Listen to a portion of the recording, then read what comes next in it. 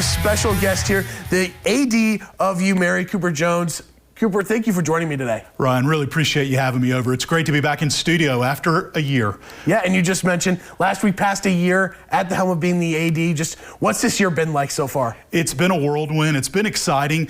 Lots of accomplishments, lots of goals that we had out there. It's been wonderful to see as the years gone on that our athletes have excelled in the classroom. They've been wonderful community members, and we've had a lot of success on the fields and courts of play too. Yeah, and you mentioned some success. I want to ask about teams like the women's basketball team, first NSIC tournament championship appearance. The football team finishing the season strong, winning 2 of their last 3. You're just seeing a lot of progress in the athletics. Just kind of what's that been like with it being your first year? You come in and you inherit a place and you hope that you'll see this level of success. I think one of the things we've been really excited about is its broad-based success, not just in a couple of programs, but whether it's track and field or cross country, wrestling, hockey, women's basketball, like you mentioned, women's soccer, making the conference tournament final for the first time since 2006, 2007, another All-American in swimming and diving this year. Broad-based success across the board in our 19 sports, really exciting for us. We bring on Sporting Clays this past year. They finished second in their particular division. That's amazing for a first-year program. So I think what we're most happy about is we're seeing this level of success. The Learfield Directors Cup measures broad-based athletic success. Out of 304 institutions in Division II, right now we rank 54th. So that is pretty impressive. Only 2 other teams in the entire Northern Sun Conference have a higher ranking than we do. Mankato is one, and then the second is Augustana University. So I think what you're seeing is Marauders athletics elevating to a level that it's just not been at before. And you had a plan coming in, just kind of adopting the community, but how have you changed that plan? How's that plan going for you, knowing that you're just past 1 year? So much of what I'd heard about was based around the weather and wow, last year how difficult it was and we didn't have home games, and those things were all true. I've had a pretty easy winter and early spring here. We've had a couple of stops and starts with bad weather here, but for the vast majority of our seasons, we've been able to have teams come back to Bismarck and play home games. I'll tell you a real sad thing that happened. Last year, we almost had to have senior day in softball off our campus.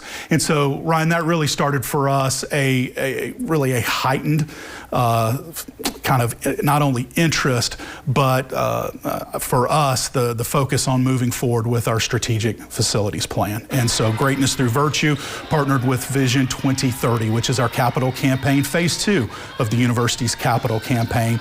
That'll earmark new facilities and new structures for the vast majority of our athletics teams, while also partnering with the St. Gianna School of Health on campus.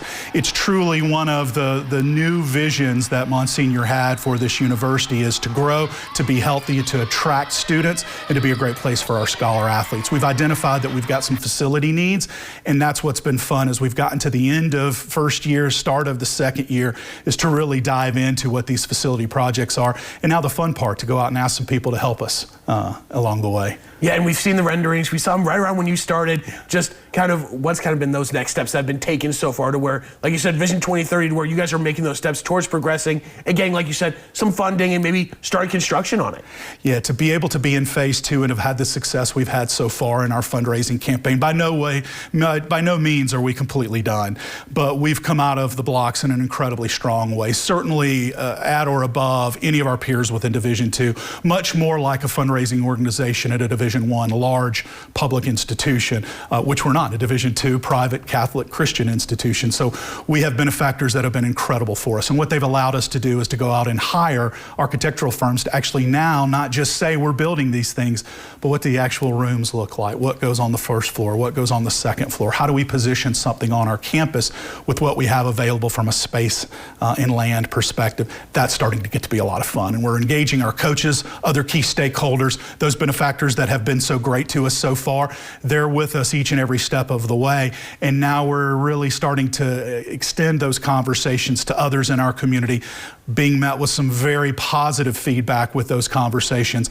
And we looked at probably over the next 3 to 6 months, we'll have even more exciting updates to share with the broader public as we continue to have success in fundraising and continue to finalize and crystallize what those plans and what those facilities will look like. It's definitely been a fun first year for me covering UMary, seeing the development and the growth of the athletics program. Cooper, thank you so much for taking the time with me today. Ron, appreciate being a guest. Thanks for having me.